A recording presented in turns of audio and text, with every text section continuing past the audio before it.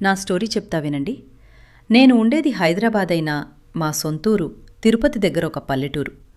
నా చిన్నతనం నుండి వేసవి సెలవుల్లో అందరం కజిన్స్ మా ఊర్లోనే ఎక్కువ శాతం గడిపేవాళ్ల. బాగా సరదాగా ఉండేది. అందరూ అన్నలు, అక్కలు, తమ్ముళ్ళు, చెల్లెళ్ళు. అందులో ఒకరు మా పెద్దమ్మ కూతురు సింధూజ. సింధూజ అక్క నాకన్నా 3 సంవత్సరాలు పెద్ద. నాకు అక్క అనేగాని బాగా చనువుగా ఉంటుంది నాతో, ఒక ఫ్రెండ్లా. చిన్నప్పట్నుండి మా మధ్య మంచి బంధం ఉంది. సొంత తమ్ముడి కన్నా ఎక్కువ నేను అక్కకి. అక్కకి పెళ్ళయి 2 పిల్లలు హైదరాబాద్లో సెటిల్ అయ్యారు. నేను హైదరాబాద్కి రాకముందు వరకు తరచుగా ఫోన్లో మాట్లాడుకునేవాళ్లం. రీసెంట్గా నేను కూడా హైదరాబాద్ వచ్చాను జాబ్ మీద.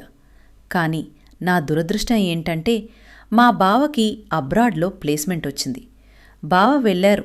కొన్ని నెలలయ్యాక వచ్చి అక్క పిల్లల్ని కూడా తీసుకెళ్తా అన్నారు. ఆ రోజు ముందు వరకు కూడా అక్క మీద నాకు సెక్స్ కోరికలు లేవు. కానీ అక్కని హగ్ చేసుకున్నా. తాకిన ఒక మంచి ఫీల్ ఉండేది.